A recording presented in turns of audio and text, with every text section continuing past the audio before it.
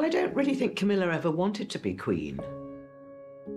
Well, she certainly didn't envisage such a busy life at the age of 75, and she wasn't brought up to it.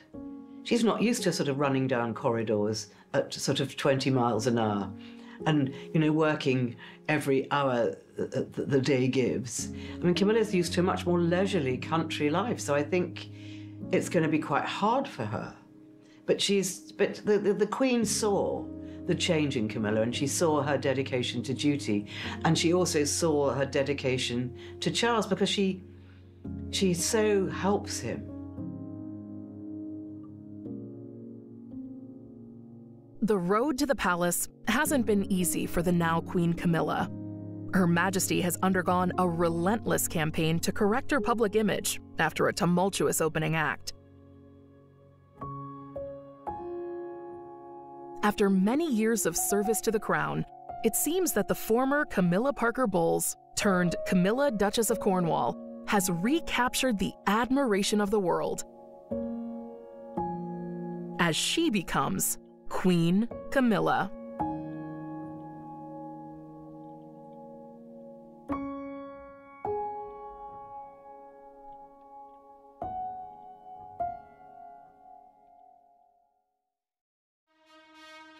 It is no secret that the road to their eventual marriage and very public commitment was not an easy one for the king and queen.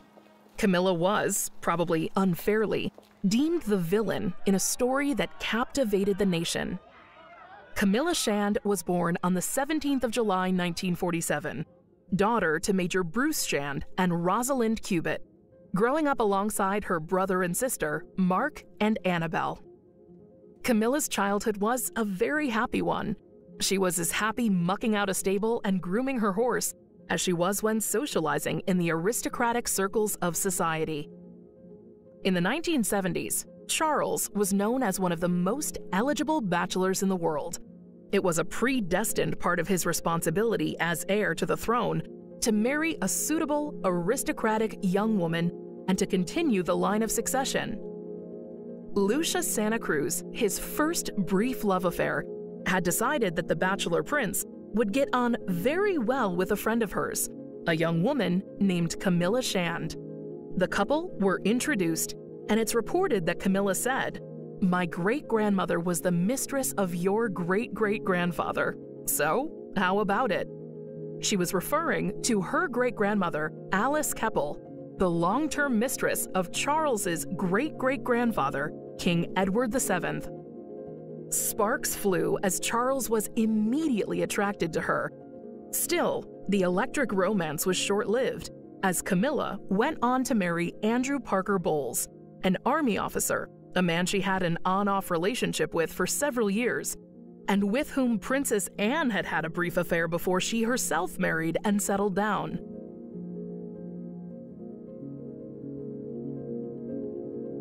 Well, Charles was in love with Camilla from a very early age. You know, when he was still in the Navy, he fell in love with Camilla. She was funny, she was a great rider, and she made him laugh. And I think that she's very, very attractive to both men and women because of her personality. She's got a wonderful personality.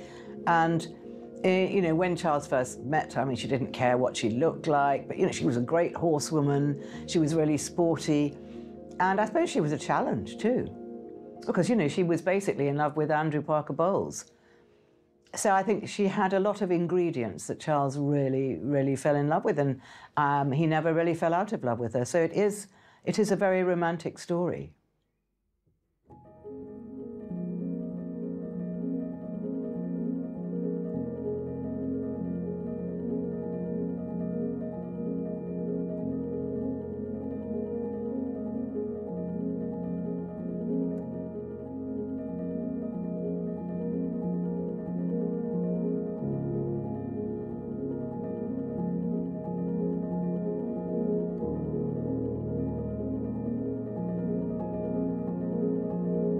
Charles was said to have been upset about their marriage, but he himself was not ready to tie the knot, and some of the more senior gray suits within the palace deemed the young Camilla to have too much history to be a suitable bride for the future king.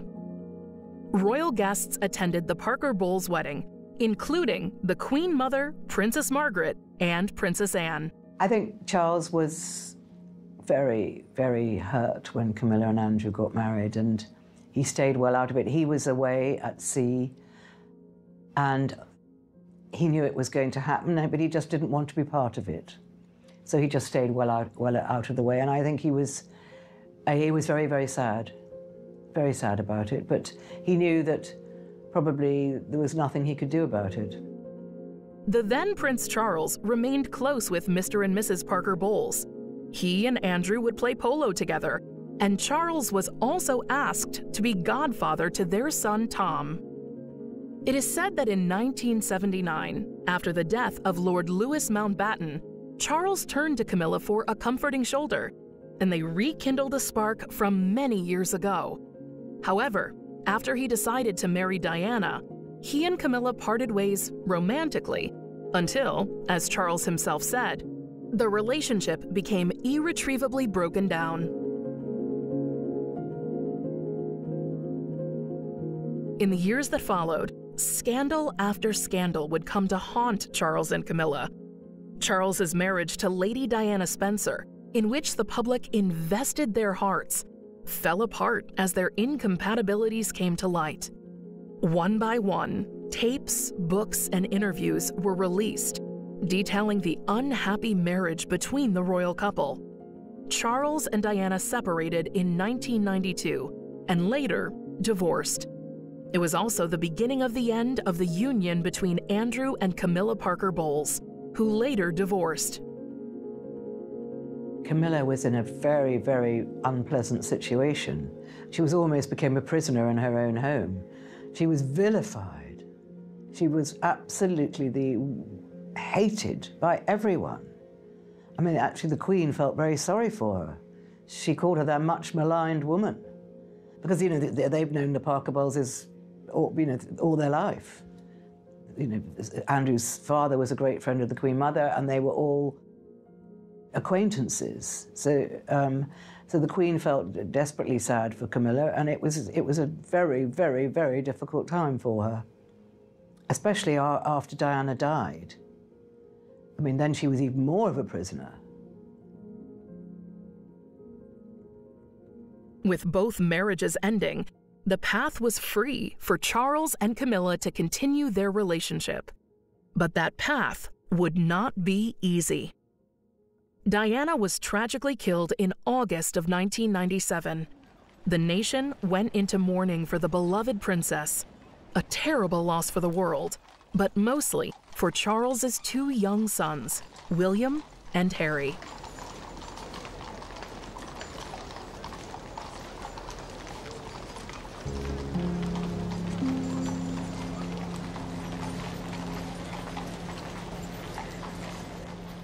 To begin parading their relationship in public would certainly not bode well with the public.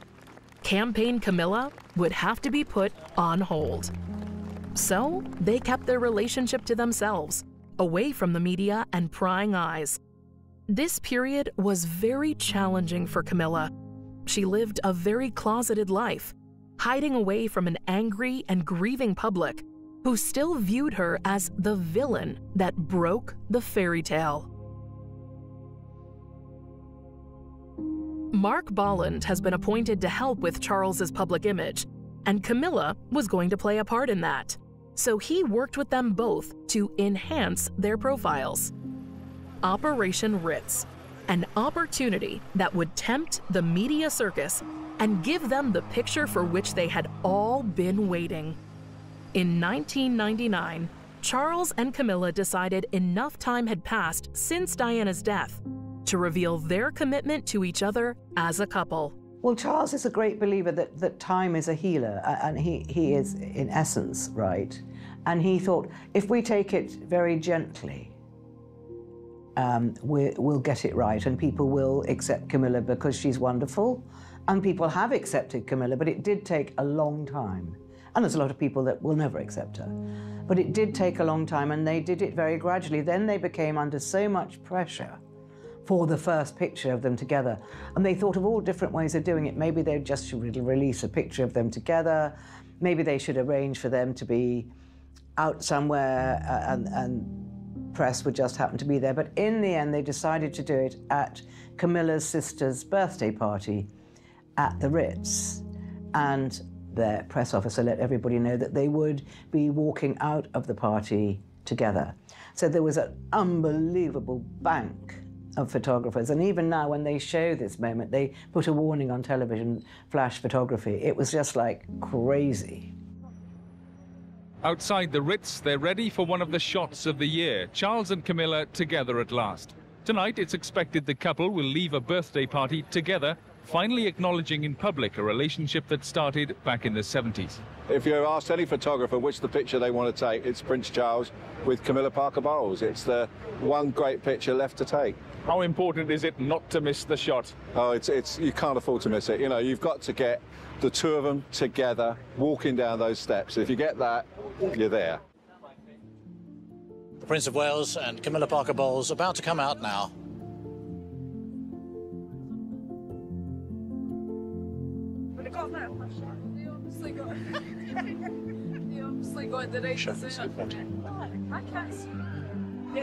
The Prince of Wales and Camilla Parker-Bowles seen together in public quite clearly, coming down the steps of the Ritz after the party for the 50th birthday party for Camilla's sister. No secret about their relationship now, none possible at all. The photograph that people have waited so long, the picture that people have waited so long to see. Quite brief, really, out of the doors, down the steps, into the car, and driving away. Absolute cascade of flashbulbs, only a few seconds, but the picture, the scene that says so much. Well, the public have been longing to see them together, so I think they liked that.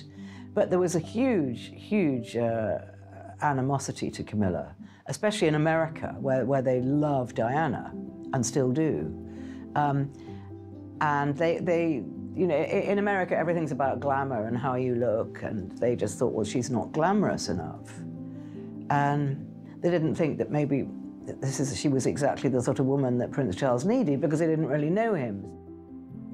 It is well known that courtiers disapproved of Charles and Camilla's relationship, and so too did Charles's mother, Queen Elizabeth.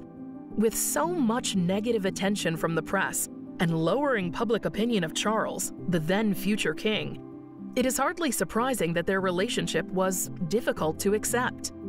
While the monarchy does not rely on a public vote, public opinion matters very much. However, as the new millennium began, relationships warmed, and knowing Camilla would be there, the Queen accepted an invitation to attend the 60th birthday party of the King of Greece at Highgrove. This was their first public meeting together, and a sign that she was beginning to accept the relationship. Prince Charles was in the driving seat this morning as he left Highgrove, knowing the road is now officially clear for him to continue his relationship with Camilla Parker-Bowles. He's said to be delighted that the Queen has finally acknowledged his long-term companion. The first glimpse into the couple's affectionate side was in 2001, when Charles and Camilla shared their first public kiss at an event for the National Osteoporosis Society at Somerset House in London. Camilla greeted Charles with a kiss. It was the first time the couple had shown such affection in public. Also at the reception, some 300 guests, including ex-King Constantine of Greece and his wife Anne-Marie, whom Camilla knows well.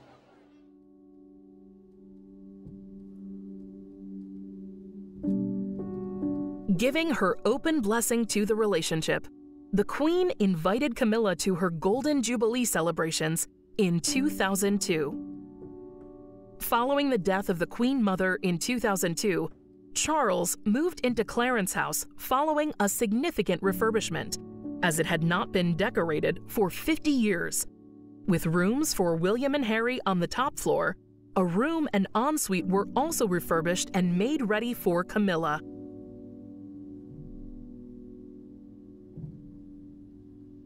As Prince Charles left, there was a warm handshake for Camilla's son.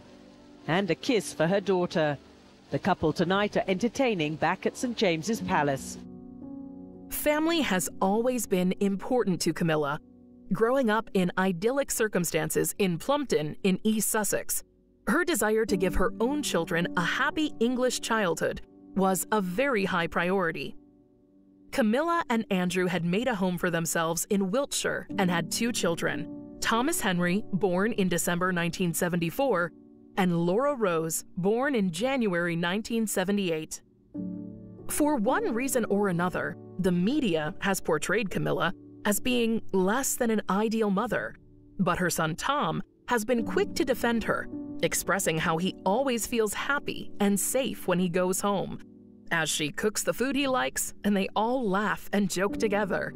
He obviously adores and appreciates his mother. As she entered into the realm of possible stepmother to William and Harry, the world speculated about the boys' feelings towards Camilla and what that relationship might look like. It is said that the boys' relationship with Camilla took time to grow gently.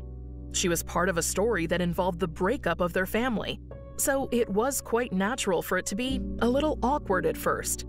However, over time, the boys took to Camilla, seeing how their father benefited so much from the loving relationship and witnessing how happy she made him.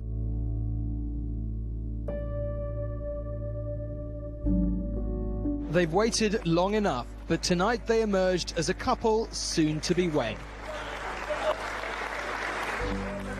If you've been together this long, you've perhaps a right to demand a ring worth waiting for, and in this regard the royal family doesn't disappoint. Camilla sported a whopping diamond upon her finger, and she was clearly on a high.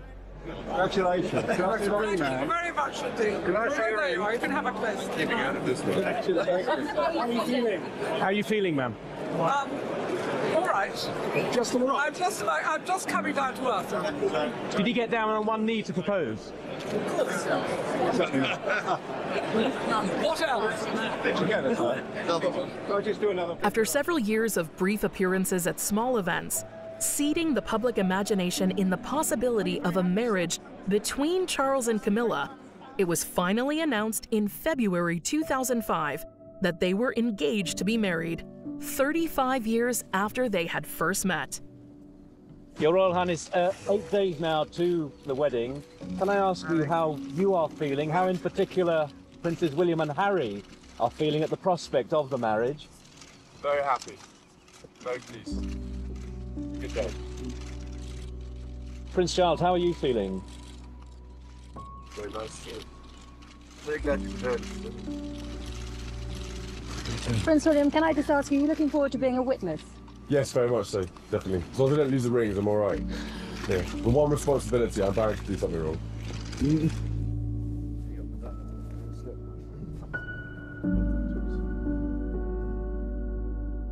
I think it's very difficult to know William and Harry's relationship with Camilla. I think that they certainly didn't. And then William was the first one to meet Camilla, which was slightly by accident. He met her at St. James's Palace, where his father was living at the time. And he, I think, you know, Camilla just didn't interfere in their lives, and I think they really warmed to her. No, she is, she's a wonderful woman, and she's made our father very, very happy, which is the most important thing. William and I love her to bits, get on really well with her.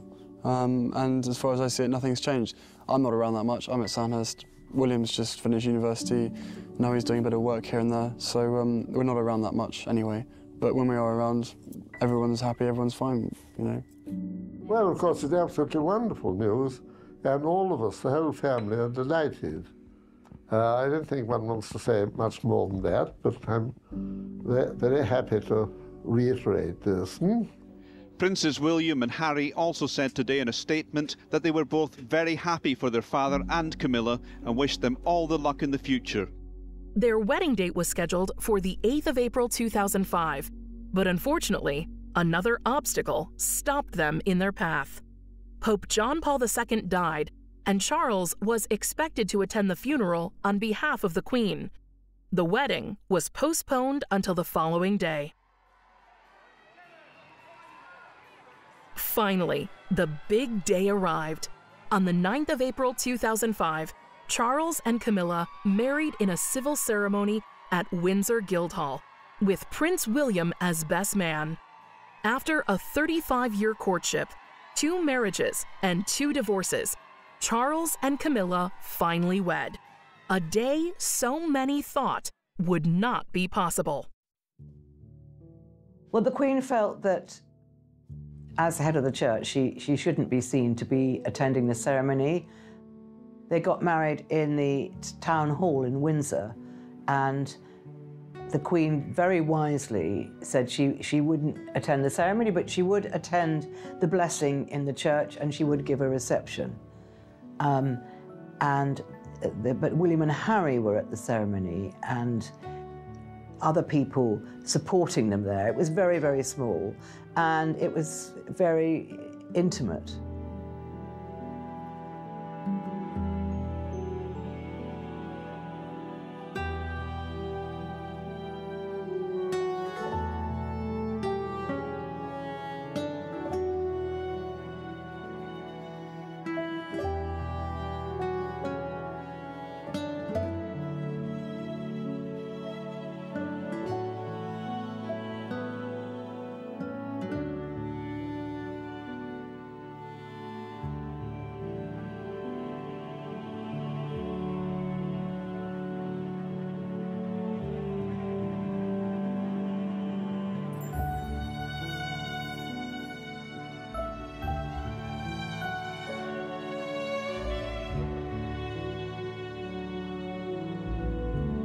Sadly, Camilla's brother Mark Shand died an untimely and accidental death in New York in 2014.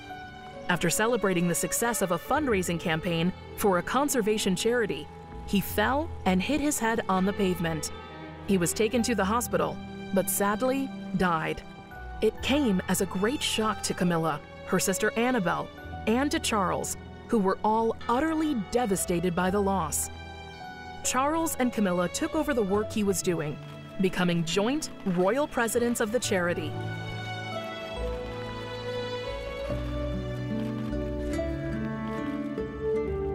My brother, who founded the charity, I think if he saw all these elephants now scattering across the southwest of England, he'd be so proud. I don't think he sadly died, having raised a lot of money for the charity, and my husband and I took it on. I don't think he would have believed how well it could have. It's gone from strength to strength, and you know, I'm just really proud to be part of it. And I'm really proud that we've been able, with the help of Ruth, who's absolutely fantastic, to bring it to this level. Camilla very rarely speaks about personal matters to the press, but many years after the scandals with Charles and Diana, she said, "I couldn't really go anywhere. It was horrid. It was a deeply unpleasant time, and I wouldn't want to put my worst enemy through it. I couldn't have survived it without my family." Camilla has won great respect from the press and media for never reacting to stories or trying to correct the many falsehoods about her. In 2016, Camilla was appointed to the Privy Council along with Prince William, the statutory body which advises the monarch on state matters. It is clear that she takes her responsibilities very seriously, and she is devoted to her role. En route to becoming queen, Camilla's role and title was Duchess of Cornwall. The role of Duchess of Cornwall comes with many responsibilities. Of course, she must support her husband, but it has become an expectation that, as a duchess, she uses her influence for good in her own charitable endeavors. Camilla's approach was gentle. She did not rush into supporting many different charities, but she took her time and found organizations that she felt she could help raise awareness and funding when needed. Camilla's first patronage was the Royal Osteoporosis Society, though her work with the charity actually began in 1994. Unfortunately, Camilla's mother suffered from osteoporosis, and the disease led to her untimely death. Her grandmother had also died of the illness. I think she now feels that the time is perhaps right to risk a little bit more publicity so that it will benefit the charity. And I think she's wonderful to do that, because obviously over the years she's suffered greatly at the hands of the media. And I think she's very brave to be a little more public on our behalf.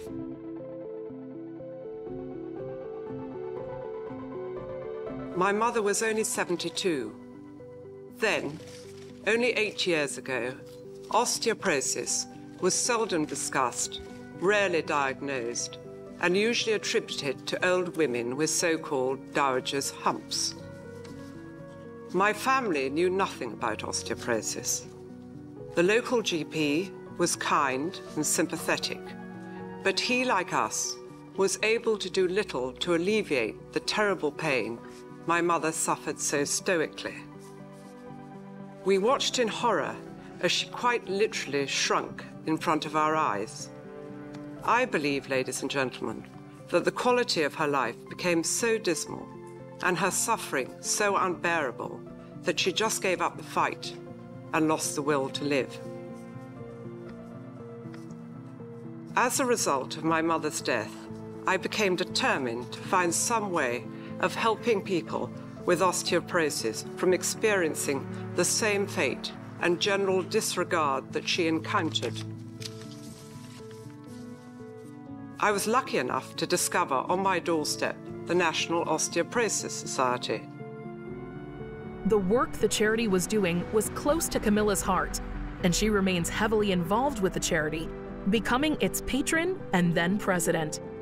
Camilla is also keen to fight illiteracy, working with organizations such as the National Literacy Trust, Book Trust, and Beanstalk, keenly encouraging a love of reading in young people. Her own Instagram feed is very focused on books and reading. Right, everybody, I'm going to produce a book called Dog Love. There. This will come to me. Now we'll begin. Camilla has a personal interest in animals, and so naturally looked to organizations she could work with which protect the welfare of animals.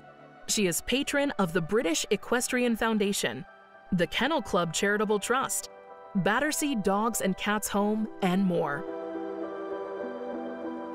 Well, I think Camilla's repaired her reputation by just being very patient. I'm just taking it very slowly. She didn't do too many role engagements to begin with. She she was always letting Prince Charles take the bow, if you like. He was always in front. It's only really, and probably in the last couple of years, that she's really ranked up her engagements and her patronages and become much more high profile. But I think she's very much, we still feel that she is there for her husband. She has also shown a particular interest in helping charities and organizations that fight against sexual violence and domestic abuse. Camilla has been praised for her ability to help make victims feel safe and relaxed, and happy to share their stories and experiences. Geeta, it's not her real name, was raped in Hackney at the age of 15. She'd been using drugs to try and forget until she got help. I felt so dirty, like no one would want me. I had names and horrible comments. The service made me realise it wasn't my fault, that I wasn't to blame. Now I don't have to use anything to numb the pain. I can talk to someone instead and try and choose a better path for myself. Today, thanks to the East London Rape Crisis Service, she was well enough to tell her story to the Duchess of Cornwall, who came to visit the new health centre in Ilford, one of 4 rape crisis clinics supported by the Mayor's office, but whose long-term future is under threat due to budget cuts.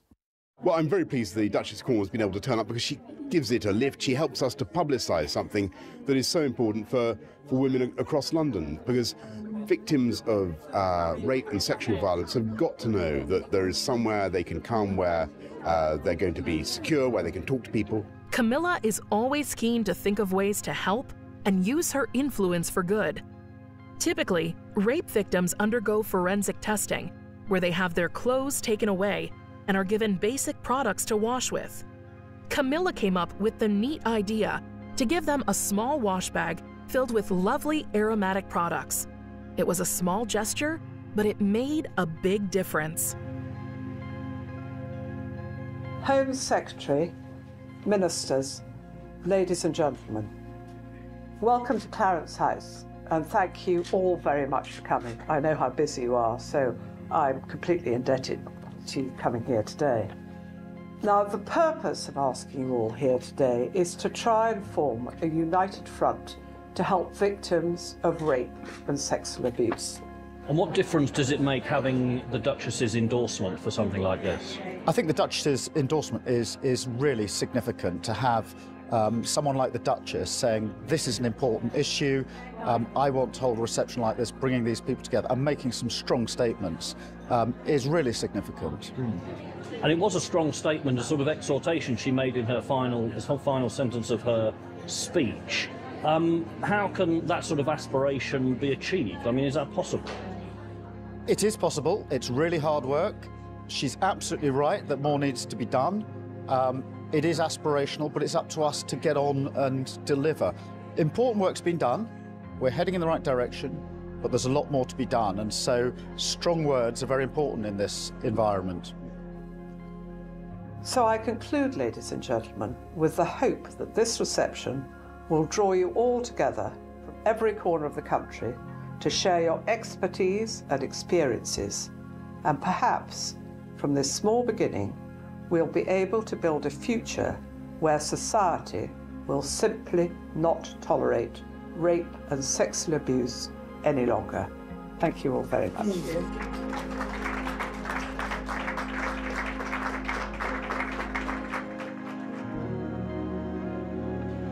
I'm sure he's very good at Charles and Camilla do a great deal of work together, too. They have become important ambassadors for the United Kingdom. In their overseas tours, requested by the Foreign Commonwealth and Development Office, they work hard in maintaining diplomatic ties with countries across the globe. It is an essential and incredibly valuable role they play. For Camilla, this was no easy thing. She wasn't the most keen traveler, unable to sleep on trains and fearful of flying. The transition to becoming a fully fledged Duchess was a tiring one and an enormous change from her quiet family life.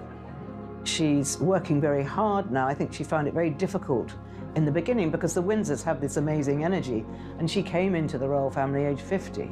So it's been quite difficult for her. But I think they're wonderful together. And you can see, you know, I think in that royal world, you really can't be on your own. It's very, very difficult. And, you know, she is the perfect person to stand at Prince Charles's side. Their first foreign tour was to America in 2005. Many comparisons were being made to previous tours by Charles and Diana. But, to the great relief of all concerned, the trip was very successful, with Camilla being warmly welcomed by the American public, who really appreciated her down-to-earth attitude. Their first stop was at Ground Zero in New York. Last night saw the first true test of this royal visit, a high-profile reception at New York's Museum of Modern Art. A cross-section of people attended, including some celebrities and the city's elite. I think she's got a great sense of humour, and you need it. So. Yesterday they began their tour with a gesture that will be widely appreciated in America, a visit to Ground Zero. The Duchess on her inaugural foreign trip, laying flowers at the site where nearly 3,000 people died on that September day. In enduring memory of our shared grief, the royal couple wrote, and all around them the memories of lives lost. 67 Britons were killed on September the 11th, and Prince Charles and Camilla dedicated a small garden to their memory. Both my wife and I were profoundly moved by what we saw there, and I think it is so fitting that their lives will be commemorated in this garden. If over the next week Americans tune in to this visit at all, their curiosity will be centered on Camilla.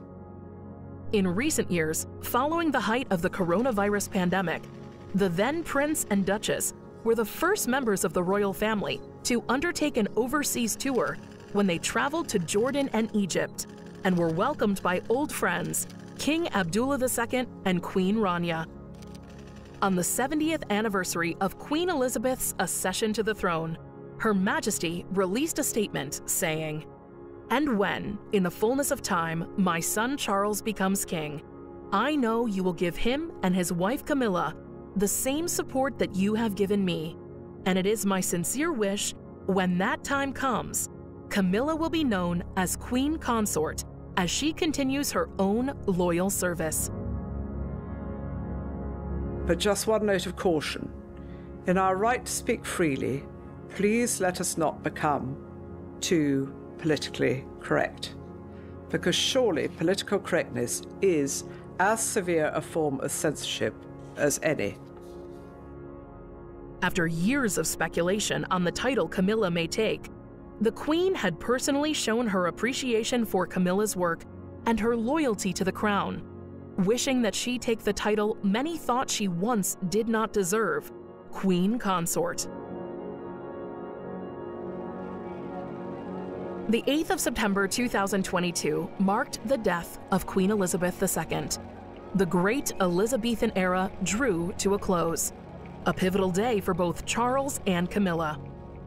Every step of the way, Camilla has stood by Charles's side, supporting him and the family in a time of tremendous grief and mourning. Traveling across the nation, the King and Queen spent the days following Queen Elizabeth's death, greeting and thanking the public for their support. Charles was proclaimed King Charles III, and Camilla his Queen Consort. A day so many thought impossible, now accepted by the public. Outside the royal court, the state trumpets sound. Before rolling news, the role of this part of the ceremony was to spread the word to a waiting nation. The Prince Charles Philip Arthur George is now, by the death of our late sovereign of happy memory, become our only lawful and rightful liege lord, Charles III. God save the King!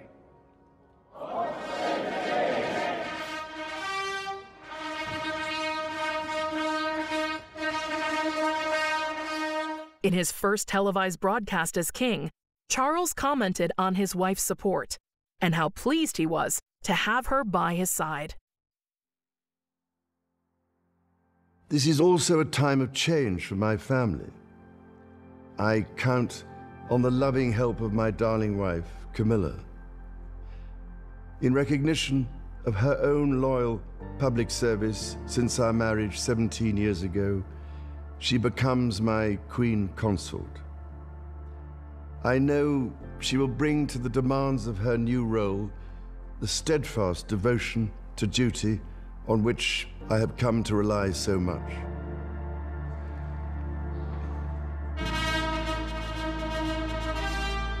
Enter Charles III, accompanied by Queen Consort Camilla.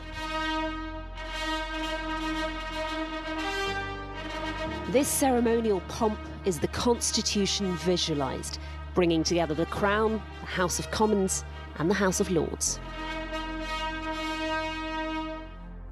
Your Majesty, even as we mourn the loss of our dear Queen, we and future generations will draw strength from her shining example.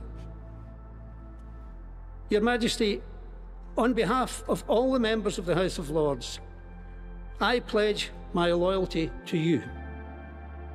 In May 2023, the first coronation for 70 years will take place in Westminster Abbey.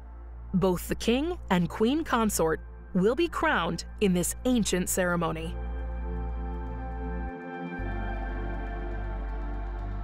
Well, as far as I understand, the coronation will be a lot shorter than the Queen's, in keeping with the times. I don't think anyone would have the patience to watch 3 hours of coronation this day.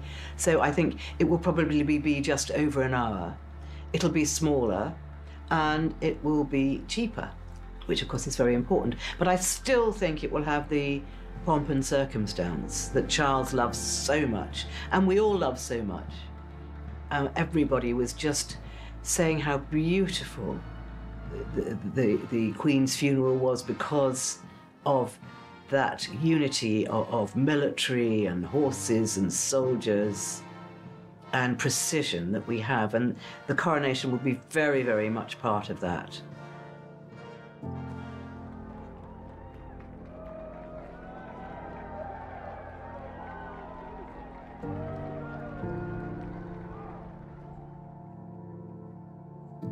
Well, I don't really think Camilla ever wanted to be queen. I don't think, well, she certainly didn't envisage such a busy life at the age of 75, and she wasn't brought up to it. She's not used to sort of running down corridors at sort of 20 miles an hour and, you know, working every hour that the day gives. I mean, Camilla's used to a much more leisurely country life, so I think it's going to be quite hard for her.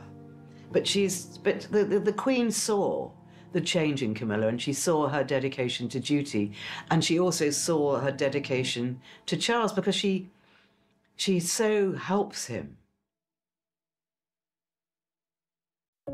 Despite the setbacks, Camilla Parker-Bowles became Camilla, Duchess of Cornwall, and now Queen Camilla. An incredible story, from a difficult opening act to a flourishing finale. This is a story of devotion, love, and redemption.